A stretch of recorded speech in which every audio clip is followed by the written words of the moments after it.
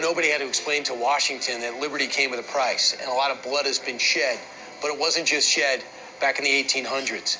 It was also shed as recently as 1975, the site of a terrorist bombing. One of the 4 who lost their lives that day, among the 50 injured, is Frank Connor. Frank Connor was just having lunch that day, and that is not news to Joe Connor. He was 9 years old at the time, was supposed to be spending his birthday with his dad, his 9th birthday. It never happened. Right. Joe, you have a different memory of Fraunces Tavern. I do. I mean, Fraunces Tavern is where my father was murdered. It was where the founders started liberty, and it was targeted specifically for that because it was a place of liberty for this country. And these were Marxist, communist terrorists. Yep. They put a bomb right there. Your dad just happened to be eating, and your dad paid the ultimate price. Yes, and in their communique, they talked about attacking reactionary corporate executives. My father was 33 years old. He was a New York City kid. He went to work that morning, looking forward to getting home to celebrate my 9th birthday and my brother's 11th.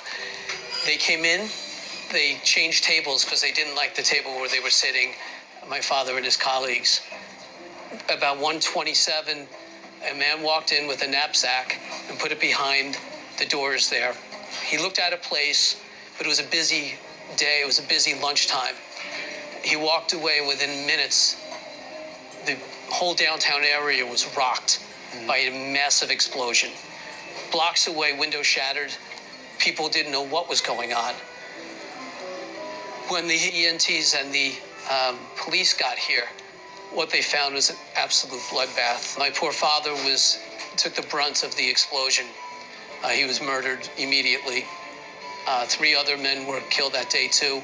One was upstairs in the Anglers Club, and 2 others were at his table.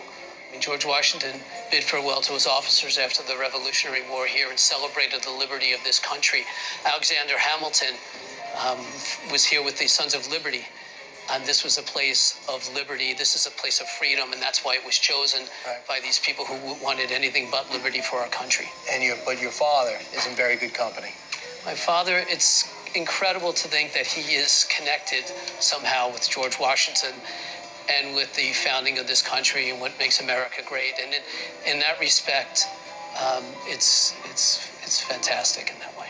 Joe Connor, thank you so much. Anytime, Brian. It's important to note that members of the terrorist group, the FALN, claim responsibility for the Fraunces Tavern bombing. In 1999, they were offered clemency.